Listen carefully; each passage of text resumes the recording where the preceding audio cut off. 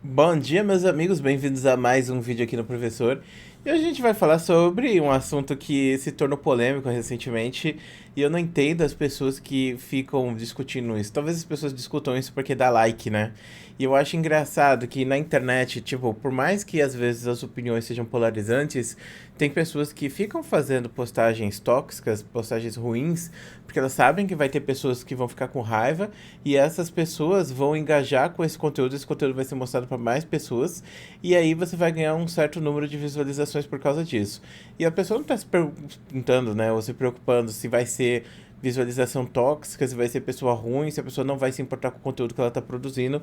Ela só quer falar isso para conseguir novos acessos mesmo. E eu acho estranho isso, porque eu já discuti isso aqui, né, no YouTube, porque o YouTube paga você para fazer postagens. Então eu até entendo a galera que faz isso no YouTube, mas no Twitter, em outras redes sociais, parece que só o fato de ter alguém entrando no seu perfil já faz com que, tipo, aquilo valha mais do que se a pessoa tá entrando positivamente ou negativamente, né?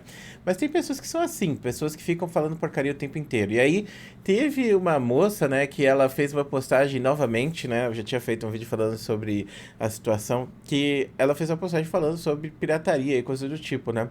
E na época gerou uma grande discussão entre os influenciadores, né? Eu até fiz um vídeo aqui porque eu acho que não tem nada pior do que um influenciador que fala contra a pirataria. E por que que eu penso assim? Porque se não tivesse pirataria, não tinha público para assistir os vídeos, né? Então, pensa só, o influenciador, ele muitas vezes tem dinheiro para comprar os jogos, ou ele recebe os jogos de graça, até aí tudo bem. Só que o público dele, quanto mais pessoas tiverem acesso a esses jogos, quanto mais pessoas tiverem acesso aos jogos de videogame, maior vai ser. Então eu acho que é um grande tiro no pé. Eu quero pegar e ficar julgando a sua player base, né? Ou falando mal, né? Inclusive, isso é uma coisa que aqui no Brasil é muito importante de entender. Tipo, aqui no Brasil só existe três tipos de jogos de videogame. Jogos gratuitos, que são os jogos que você pode jogar que nem League of Legends, Dota ou outros jogos online. Esses jogos, inclusive, são muito populares aqui no Brasil, porque a gente tem um público que quer jogar, mas não tem dinheiro para comprar. Segundo, que são os serviços, né, como o Game Pass, ou até mesmo o serviço da Sony, né, que é o PlayStation Plus, que dá jogos de graça. E o terceiro seria a própria pirataria, né? Então, essas são as formas que a gente tem de conseguir comprar jogos. Por quê? Porque é impossível comprar jogos. Não tem como comprar jogos. Simplesmente assim, você não tem como comprar jogos no Brasil. Aqui no Brasil, o preço dos jogos, ultimamente, tem sido R$ 349. Antigamente, os jogos eles custavam R$ 180. Isso antigamente na década de 2010, né? Então, tipo, lá pra 2012, 2013, 2014 foi a melhor época aqui do Brasil dos jogos, porque os jogos estavam relativamente baratos, você conseguia comprar eles por um preço mais em conta, até porque o dólar tava muito baixo. E até aí tudo bem, tava tolerável por esse preço. Por mais que a gente sempre pagasse muito imposto, e na época que o dólar tava custando R$ 1,60, alguma coisa assim, os jogos eram vendidos a R$ 250 aqui no Brasil. Você tinha que comprar lá na gringa para conseguir pagar mais barato. Eu lembro que o GTA V, quando saiu, saiu por 250 no Brasil, mas eu comprei ele importado e eu paguei R$ 100 no jogo. E pra mim foi um grande feito pagar mais barato no jogo, porque eu sempre gostei de jogar e eu sempre quis ter os jogos, né? É uma coisa importante. Eu, por mais que sempre tenha optado por pirataria por falta de opção, sempre tive a obrigação de. Aliás, obrigação não, né? Mas sempre tive o interesse de comprar os jogos. Tanto que eu tenho essa coleção inteira aqui de jogos, né? Os jogos de computador, que são esses daqui, eles eram R$ 99, então dava pra comprar de boa. Tem Alexander, tem Far Cry, tem Medal of Honor, tem todos os jogos da Electronic Arts.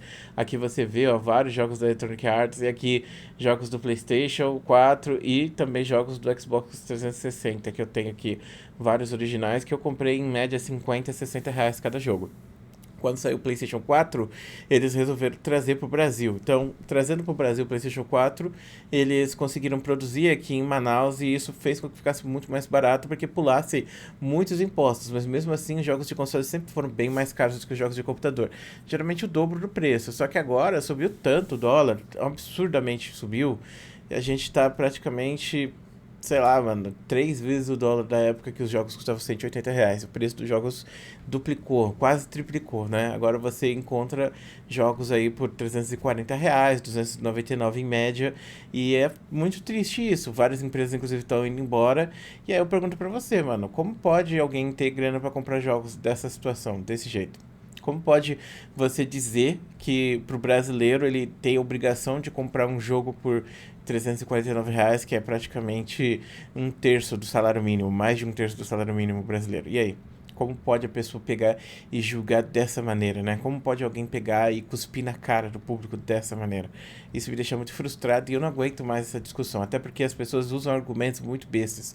O primeiro argumento que as pessoas usam contra a pirataria é o argumento de: ah, veja bem, você não pode falar que, tipo, o fato do governo estar errado justifica as pessoas errarem para burlar o governo. E aí eu penso, mano, que culpa as pessoas têm? Que culpa, por exemplo, eu ou você tem de, por exemplo, os caras considerarem jogo de azar? E por causa disso a gente tem que pagar o dobro de imposto em cima do jogo, sabe? Então um jogo que custa 150 a gente tá pagando 300, entendeu? Por causa desse imposto. Qual é a culpa que a gente tem? Não tem culpa nenhuma, não tenho culpa disso. Então, as pessoas utilizam-se da pirataria porque elas não têm outra opção. É a única forma que elas têm de consumir aquilo. E porque se não for pela pirataria, elas não vão consumir. E isso entra no segundo ponto, que é justamente a questão de que, vamos lá, como muitas pessoas falam, não, você está falindo a empresa porque você está jogando pirata, e jogar pirata faz com que a empresa não ganhe dinheiro. Isso tá muito errado, porque veja bem, primeiro, aqui a empresa ela representa onde ela quiser. Então, se ela está representada no Brasil, aí a operação brasileira dela pode ter lucro, pode ter, não pode ter prejuízo, pode ter prejuízo. Então, se a empresa está no Brasil e você está comprando pirata e ela está tentando fazer um preço barato, você está optando por não comprar, por exemplo, se os jogos é R$ 100, que nem por exemplo nos computadores, você está comprando ele por R$ 10 porque você prefere pirata, e eu sei que R$ 100 ainda é um valor muito alto, a empresa pode ter um prejuízo por causa disso, e isso vai influenciar completamente na operação dela no Brasil, ao ponto de que pode ser que ela vá embora por causa disso. Só que se ela não tem operação no Brasil, então não faz diferença, até porque o jogo que você está comprando aqui não é daqui. Esse jogo veio dos Estados Unidos, veio da Europa, veio do Japão, e aí isso influencia o quê? O mercado de lá, entendeu? Então, se você está comprando aqui, você está dando dinheiro para o mercado japonês, está pagando no preço japonês, inclusive, e está pagando aí lucros para pessoas que fazem esse trabalho de trazer do Japão para cá. Então não influencia o mercado brasileiro, porque o mercado brasileiro não existe. Então não tem como você dizer que a pirataria no Brasil é negativa para a empresa, porque ela não é, ela não influencia. As pessoas que estão aqui, elas já não são consideradas consumidores, e as pessoas que estão comprando aqui são uma elite, né? Então isso é até um pensamento de elite, né? No caso, somente eu posso ter o jogo de videogame, ou somente eu posso ter jogos de videogame que são físicos. Inclusive a pessoa que fala contra a pirataria tem 50, 60 jogos de Switch. E ela gosta de postar fotos disso. Aí eu penso, poxa, 50, 60 jogos de Switch, cada um a R$ 400, quanto que daria o preço desses jogos de Switch se a gente colocar todos na mesa, né? Então, é uma questão muito privilegiada, muita grana a pessoa tem, muita grana mesmo. E não dá, clã, não dá pra pegar e apontar dedo pras pessoas que não têm e falar que essas pessoas não devem consumir ou que tem que bloquear essas pessoas por causa disso. Tipo, eu particularmente acho que tem que bloquear essa pessoa escrota que tá viajando na maionese, tá apontando o dedo, tá querendo cagar a regra sobre as pessoas, sendo que, como eu disse, nem tem representação aqui no Brasil, essas empresas, nem faz diferença pra elas, né? A maior parte das empresas. A Microsoft tem representação no Brasil, a Sony tinha representação, mas ela meio que fechou as fábricas. A Nintendo pode ter até, entre aspas, uma representação, porque ela tem uma empresa terceirizada aqui que eles meio que cuidam do cenário brasileiro aqui, da eShop, coisa do tipo. Mas no geral, tipo, não importa pra eles. Na maior parte das vezes não faz diferença esses jogos que você compra no Brasil. Até porque, tipo, o mercado brasileiro é muito grande, mas ele é grande para jogos online, para jogos free to play, para jogos de console. Não adianta, não tem como. E como eu disse no Twitter, vou dizer novamente aqui, só tem três opções aqui para jogar no Brasil. Primeiro, que é você comprou o Game Pass. Segundo, é você tá jogando através de pirataria ou coisa do tipo. E terceiro, você tá no computador e tá comprando promoção da Steam o tempo todo. Então, se não for assim, mano, não adianta. Ah, mas eu compro jogos. Parabéns, você é muito privilegiado, porque realmente ninguém consegue, meu irmão. Não dá. Nessa situação, nessa geração, só o fato do console tá valendo R$ 5.000. E quando você pensa que R$ 5.000 você compra um carro com esse dinheiro, tipo um carro ruim, mas compra, né? Porque o carro também subiu bastante o preço. Então só o fato de você ter o preço de um carro num console de mesa, e você pensa que o console mais, sei lá, 10 jogos já é o valor de um carro bom, porque vai ser mais de R$ 10.000, é complicado. Muito complicado mesmo a situação que a gente está vivendo. E a culpa é do governo. Não adianta falar que é culpa da pandemia, não sei o quê. Parece que as pessoas fecham os olhos e fingem que nunca esteve assim, que sempre foi assim, né? Sempre foi. Infelizmente, sempre foi assim. O preço de 2014 para cá melhorou bastante. Só que agora a gente voltou a decair bastante, né? Voltou a ter regressos, vários regressos, voltando para a época de 2009, 2008, quando era praticamente coisa de elite ter um console, ter um computador em casa. E isso realmente retornou. E a culpa é completamente do governo atual, né?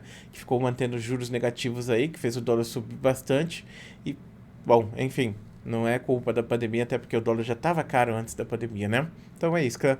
Muito obrigado por assistir esse vídeo até aqui. Um grande beijo, um grande abraço.